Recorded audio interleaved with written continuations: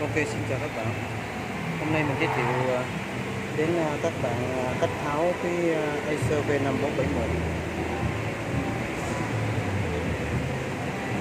471G luôn ha. Thì đầu tiên thì chúng ta tháo các con ốc ở dưới này ra, tháo cái này ra, tháo hai con ốc này ra, tháo hai ốc này ra và gỡ cái nút này ra, rồi tháo hết bốn con ốc theo đường này, tháo hết các con ốc ở sau lưng, tháo hết các con ốc sau lưng.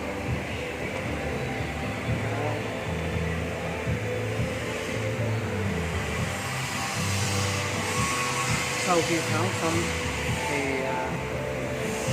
theo nên là trước khi tháo thì ta phải lôi cục pin này ra bằng cách là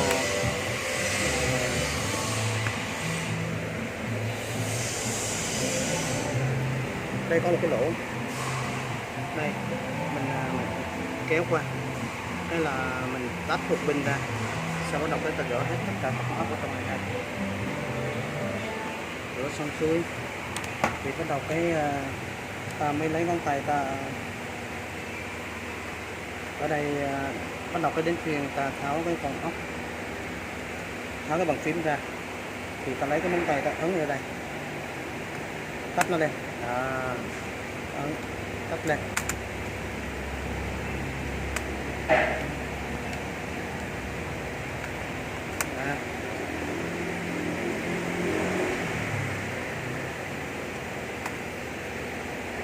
không lấy đầu dẹp,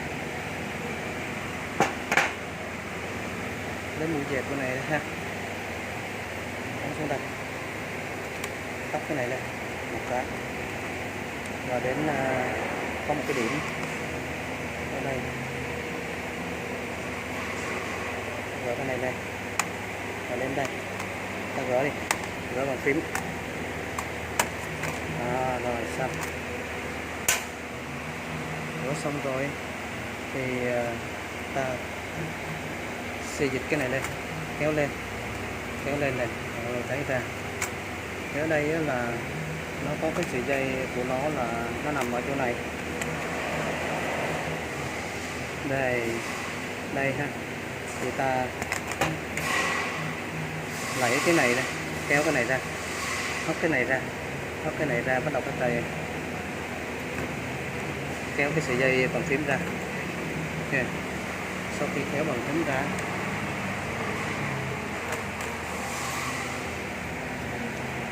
ta mở hai con ốc này, đây chỗ này, ở đây cũng vậy, đây để mình làm cho nhanh cho nên là mình đã tháo sẵn rồi, mình chỉ hướng dẫn các bạn thôi.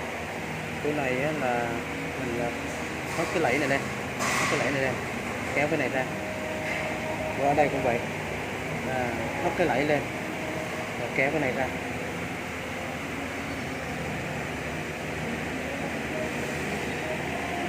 Cái bàn phím ra rồi xong thì ta lấy móng tay hoặc là lấy cái này đây, nó rất là dễ. Sau khi mình mở ốc ở dưới rồi là nó mở rất là dễ rồi, kéo lên xong.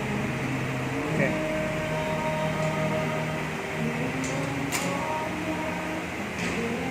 rồi như vậy là còn lại mấy con ốc ở dưới này thì các bạn mở ra xong bắt đầu giả sử như mình muốn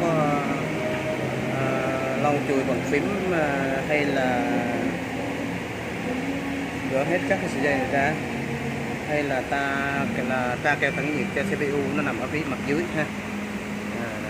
Cái đây là coi như là mình hướng dẫn cách tháo, và còn đây là cái ổ cứng. Ok, vì do mình làm cho khách ở ngoài nên bên đây mình tiện cái mình ghi lại luôn cho nó nhanh. Còn trường hợp của các bạn mà muốn thay ổ cứng thì cũng làm như cách trên, tháo hết xong xuôi và mở cái này ra. Đó.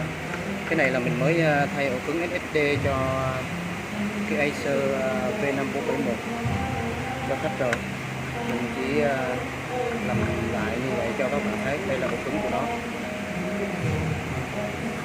đây là rút ra thôi, cái này là rút ra, kéo cái là rút ra.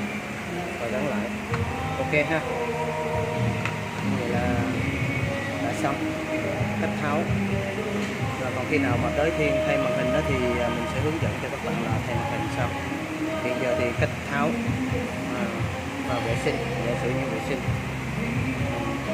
Còn muốn ra keo tản nhiệt cho cái Acer, cái dòng series V5471RF đồ này nọ thì các bạn cứ tháo mấy cái ốc này ra, xong lật ngược lên và tra keo tản nhiệt là được rồi ha. Ok, tạm biệt các bạn nhé. Nếu các bạn thấy hay thì like, hoặc là có vấn đề gì thì cứ comment ở phía dưới, mình sẽ trả lời. Ok, cảm ơn các bạn.